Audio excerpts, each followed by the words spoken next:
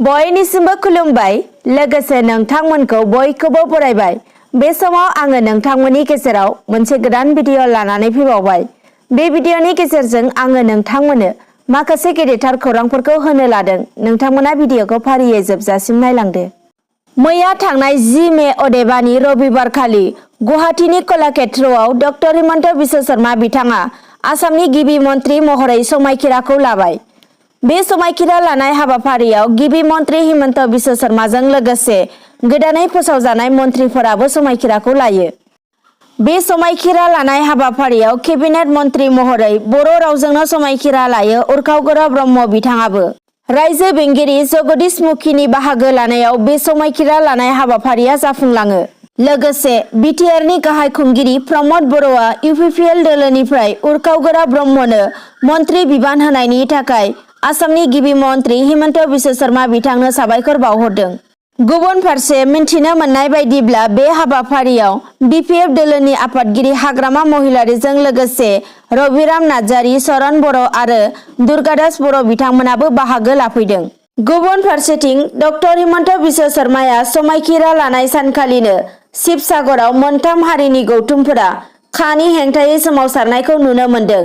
सोमावसारग्रा गौथुमा आसामनि गोदानै चिफ मिनिस्टारनि बिबान लानाय डक्टर हिमन्त बिश्व शर्माखौ आसामनि नसुंसे रायजोफोर बायदि खानि आयेनखौ बिधान सभानि मासियाव बिथांखि लानानै बोखारनांगौनि गोहोखौ दिन्थिनांगौ होननानै खावलायदों। लोगोसेनो आसामनि थागिबिफोरा माब्लाबाबो खानि आयेनखौ मानिनानै लायाखैमोन आरो इयुनावबो मानिनानै लाया होननानै रोखायै बुंनायजों लोगोसे फैबाय थानाय समाव सुबुंनि जांख्रिखांनाय लाबोनाय जागोन होननानैबो हुमखि होयो। कर'ना जिउसानि थासारिखौ नोजोर होनानै बे समाव आसाम रायजोआवबो गोबां खुंफुंजानो गोनां फरायसालि फरायसालिमा आरो सोलोंथाइ फसंथानफोरनि खायसे आनजादफोरखौ दोनथ'नाय जादों। आसाम हायार सेकेन्डारि एडुकेशन काउन्सिलआ गिबि बोसोरनि आनजादखौ बोखारनानै गासै फरायसाफोरखौ हायार सेकेन्डारिनि नैथि बोसोराव दावगाहोबाय। बे खौरांखौ आसाम हायार सेकेन्डारि एडुकेशन काउन्सिलआ गांसे फोसाव बिलाइनि गेजेरजों मोनथिहोनाय जादों। क'क्राझार सानजा जनजाति बिधानसभा बियाबनिफ्राय लरेन्स इस्लारिनो मन्त्रि मासि होनांगौनि रायजो राजानि दाबि। 20,000निबो गोबांसिन भट मोननानै बिपिएफनि बिजाथि प्रमिला रानी ब्रह्मखौ फेजेननानै देरहासार जालांनाय इउपिपिएल दोलोनि बिजाथि थामहिनबा एबसुनि बारग' नेहाथारि आरो बिटिआर सुक्तिनि सागानगिरि लरेन्स इस्लारिनो मन्त्रि होनांगौ होननानै बियाबनि रायजो राजाफोरा गोख्रों दाबि दैखांदों।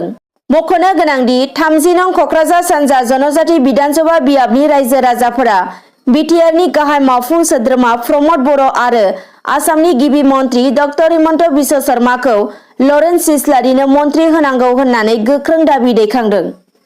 मैया थांनाय 10 मे रबिबारखालि साननि 2:30 रिंगासो समावनो दिखियाजुलियाव साथाम डाकाइतनि हानजाया 8,50,000 रां लुथिनानै लांदों। मिन्थिनो मोननाय बायदिब्ला दिखियाजुलि टाउननि गंसे बेंकआव साथाम डाकाइतनि हानजाया AK-47 राइफल, पिस्तल आरो गोबौ खुख्रि लानानै हाबदोंमोन। बिनि उनावनो बेंकनि सिकिउरिटि गार्डखौ गाग्लोबनानै हुमखि होनायजों लोगोसे गुलि गावनानै रांनि थफ्लाखौ लानानै पालसार गारिजों खारखोमादों होननानै खौरां मोननाय जादों। कलियाबराव जादों मोनसे गिख्रंथाव लामानि जाब्रबथाय। जायगायावनो जिउ खहा जायो सासे साइकेल सालायगिरिया। मोनथिनो मोननाय बायदिब्ला गोख्रैयै फैबाय थानाय गारिया कन्ट्रल खोमानानै सासे साइकेल सालायगिरिनियाव नांहैयो। कन्ट्रल खोमानानै गारिया लामा खाथियाव थानाय औवा सुबायाव दिन्दांनानै थाहैयो। जाथाय जाखांनायनि उनाव जाथाय जायगानिफ्राय कलियाबर पुलिसआ गारि सालायगिरि आरो हेन्डिमेनखौ हमनानै लाङो।